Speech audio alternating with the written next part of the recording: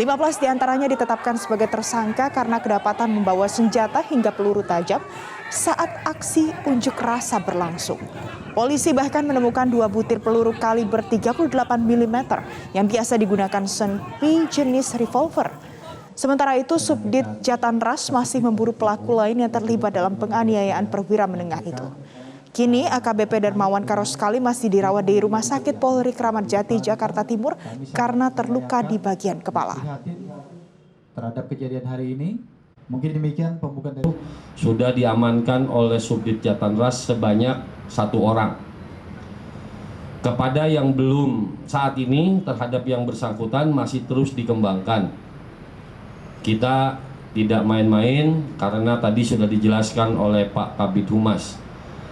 Rekan-rekan sekalian, Polda Metro Jaya kalau ada unjuk rasa itu bertugas melayani, mengamankan. Sekarang rekan-rekan bayangkan orang petugas yang mengamankan kok malah diserang. Pemirsa, demikian headline news kali ini. Selanjutnya Top News akan hadir untuk Anda.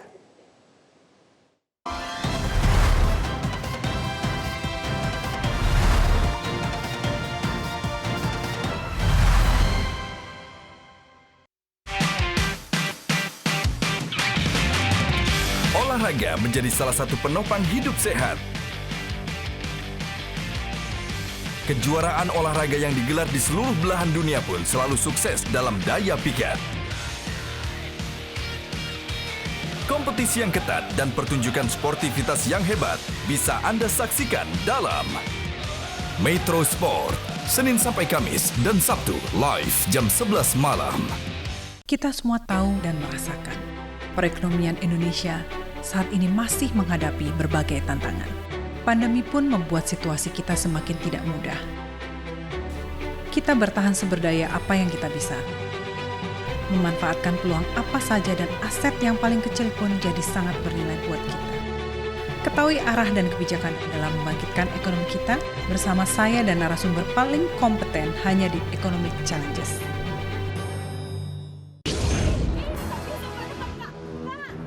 Kak, ya Allah. Put, mau kayak mana nih aku, Put. Gila bah, tawuran.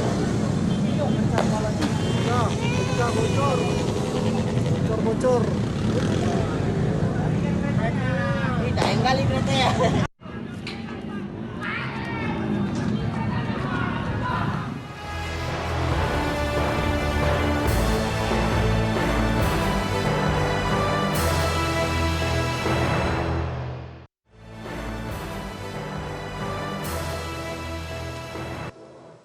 Selamat malam pemirsa, Anda menyaksikan Top News, spesial Hari Ulang Tahun Metro TV ke-21, kebersamaan memberi arti. Kali ini bersama saya Valencia Melvinci, dan sudah kami siapkan untuk Anda rangkuman berita baik dari nasional maupun mancanegara hanya di Top News. Berikut kita saksikan bersama berita utama hari ini.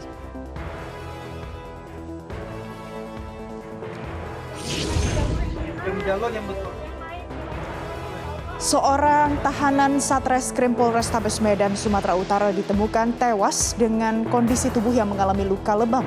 Diduga kematian tahanan itu terjadi karena penganiayaan.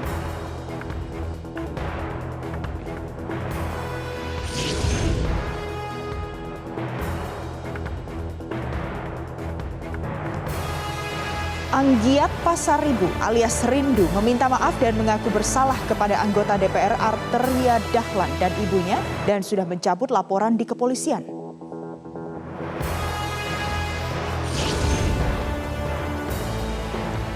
Densus 88 anti teror Polri mengungkap keterlibatan tersangka terorisme dalam proses pendanaan kelompok Jamaah Islamiyah antara lain lembaga Amil Zakat yang dibentuk secara legal dengan modus melakukan berbagai aksi sosial.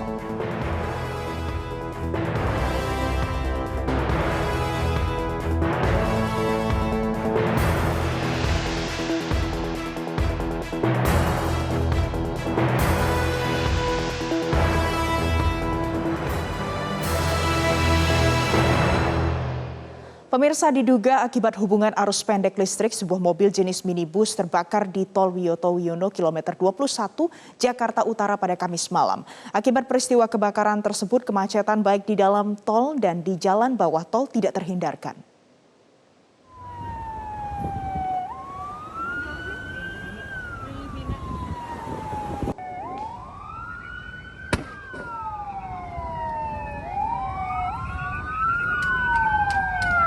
Pemirsa, kobaran api membakar sebuah mobil jenis minibus di Tol Wiyoto Wiono kilometer 21 Jakarta Utara. Peristiwa ini terjadi dan menjadi tontonan warga yang berada di bawah jalan layang tol. Sementara itu, petugas pemadam kebakaran yang tiba di lokasi langsung berjibaku untuk memadamkan api. Diketahui mobil minibus bernomor polisi B1418CMP yang melaju dari arah Pluit menuju ke Tanjung Priok ludes terbakar akibat arus pendek dari aki mobil tersebut. Beruntung tidak ada korban jiwa dalam kejadian itu, mengingat seluruh penumpang mobil sudah menyelamatkan diri pada saat kejadian.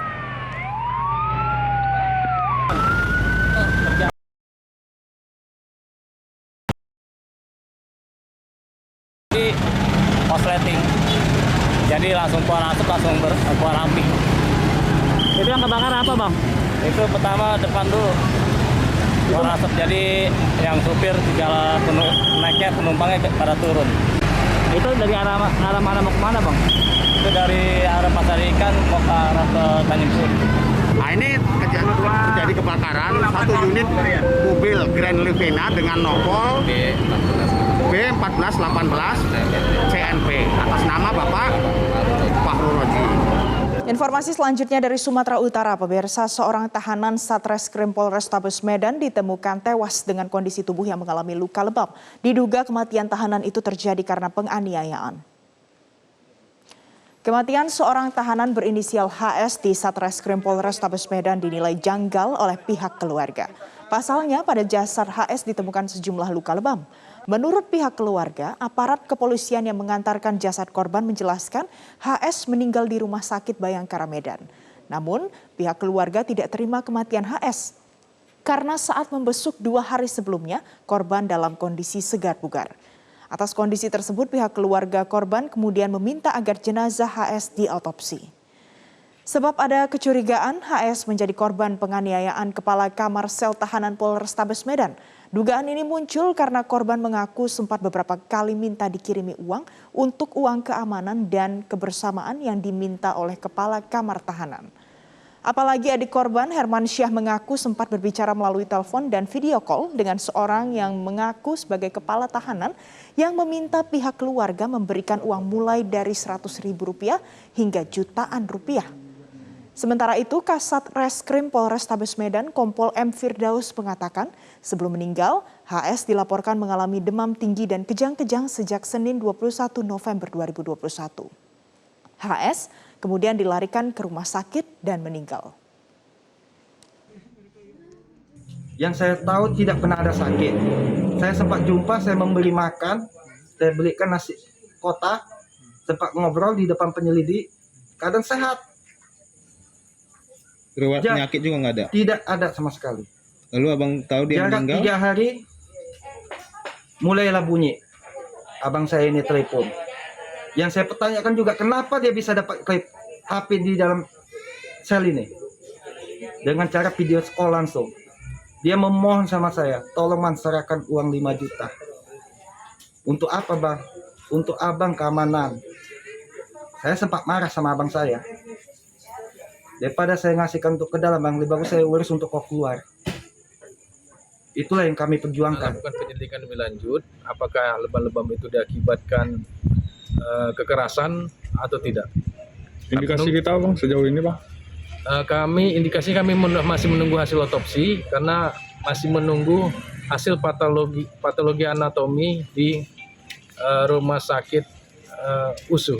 Pemirsa, petugas kepolisian berhasil menangkap pelaku pembunuhan anak di bawah umur yang ditemukan di dalam karung di Kabupaten Bandung, Jawa Barat. Ironisnya, pelaku merupakan tetangga korban yang juga anak di bawah umur. Polisi berhasil menangkap pelaku pembunuhan anak di bawah umur yang ditemukan di dalam karung di Kabupaten Bandung, Jawa Barat pada Rabu lalu. Pelaku ternyata adalah tetangga korban yang juga merupakan anak di bawah umur. Menurut Kapolresta Bandung, Kombes Pol Hendra Kurniawan, pelaku sudah merencanakan pembunuhan tersebut dengan mempersiapkan lakban dan kain. Pelaku diduga meruda paksa korban di sebuah gubuk dan kemudian membunuhnya setelah korban pulang dari kegiatan mengaji. Hendra mengatakan pelaku meruda paksa korban karena disinyalir kecanduan pornografi. Akibat perbuatannya, pelaku dijerat dengan pasal berlapis dengan ancaman penjara 20 tahun penjara atau seumur hidup. Pada saat korban melewat ini akhirnya melakukan perbuatan. Motivasi mengapa pelaku menghabisi nyawa korban adalah karena pelaku sering melihat video porno.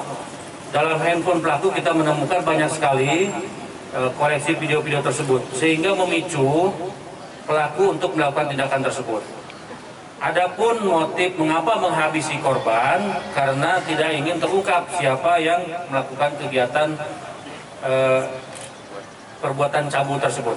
Polda Jawa Barat memeriksa sejumlah saksi kunci kasus pembunuhan ibu dan anak di Subang, Jawa Barat. Pemeriksaan terhadap Yosef, Yoris, dan Danu adalah yang pertama sejak kasus ini diambil alih sepenuhnya oleh Ditreskrimum Polda Jawa Barat.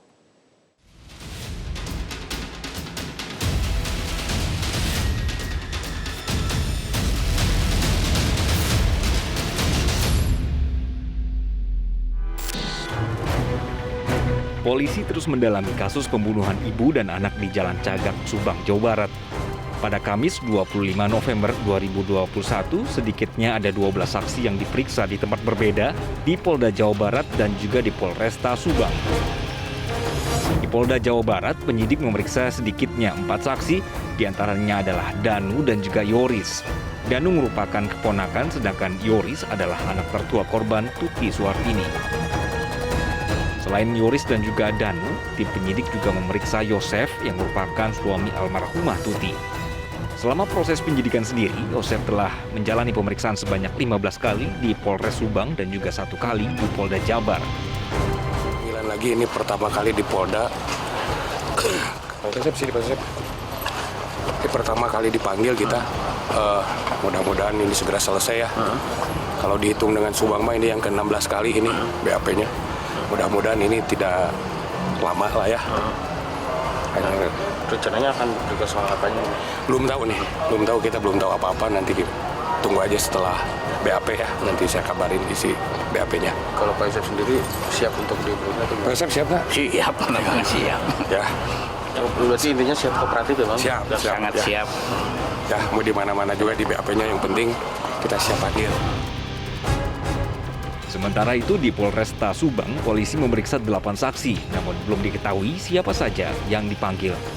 Sebelumnya, kasus penyidikan pembunuhan ibu dan anak di Subang sudah diambil alih sepenuhnya oleh Polda Jabar untuk memudahkan proses pemeriksaan. Proses penyidikan sendiri sudah berjalan lebih dari 3 bulan, namun hingga kini penyidik belum mampu mengungkap kasus itu. Dari Bandung, Jawa Barat, Roni Halim, Metro TV. Lalu bagaimana jalannya pemeriksaan terhadap sejumlah saksi kunci dalam kasus pembunuhan ibu dan anak di Subang di Ditreskrimum Polda Jawa Barat? Informasi selengkapnya akan disampaikan oleh rekan Andromeda Arizal langsung dari Polda Jawa Barat. Selamat malam Andro, apakah Danu, Yoris dan juga Yosef sudah selesai diperiksa saat ini?